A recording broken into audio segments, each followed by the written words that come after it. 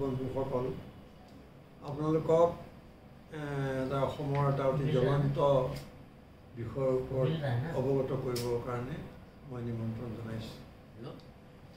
প্ৰথম কথা হ'ল যে জাতি মাটি ভেটিৰ নামত বিজেপি চৰকাৰখনে হিমন্ত বিশ্ব শৰ্মাৰ নেতৃত্বত বিজেপি চৰকাৰখনে কি ধৰণেৰে থলুৱা বিৰোধী আৰু জাতি বিৰোধী কাৰ্যকলাপত লিপ্ত হৈছে তাৰেই কেইটামান শেহতীয়া উদাহৰণ দাঙি ধৰিব খুজিছোঁ।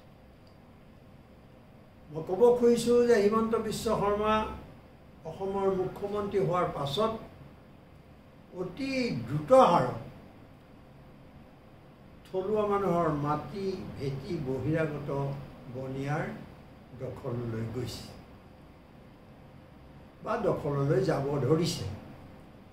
থলুৱা জনজাতীয় মানুহক ভূমিহীন কৰি চিৰদিনলৈ ৰাজনৈতিকভাৱে পংগু কৰাৰ এক বৃহৎ ষড়যন্ত্ৰ মুখ্যমন্ত্ৰী শৰ্মাই আৰম্ভ কৰাই নহয় বহুদূৰ আগুৱাই লৈ গৈছে। কেৱল কমিশ্যন আৰু গাদী ৰক্ষাৰ স্বাৰ্থত বিশেষকৈ জনজাতি মানুহক নিজৰ পৈতৃক ভূমিৰ পৰা বিতাড়িত কৰি সেই মাটি অবৈধভাৱে আদানী আম্বানী ৰামদেৱ জয় চাহৰ দৰে বহিৰাগতক গতাই দিবলৈ হিমন্ত বিশ্ব শৰ্মা অতি উৎসাহেৰে আগুৱাই আহিছে।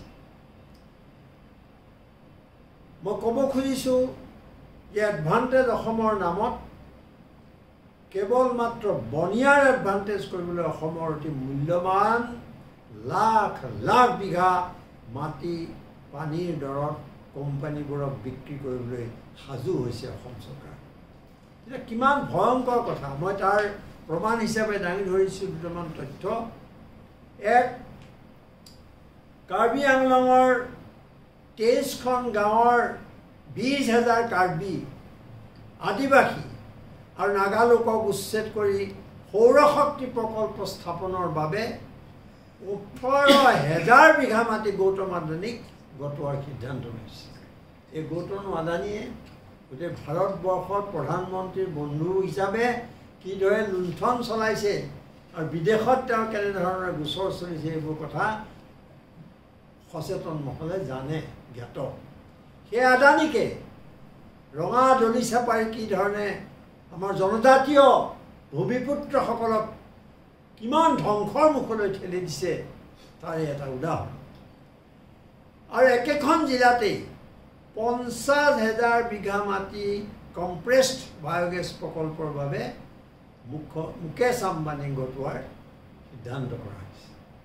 আদানী আম্বানী, আম্বানী আদানী।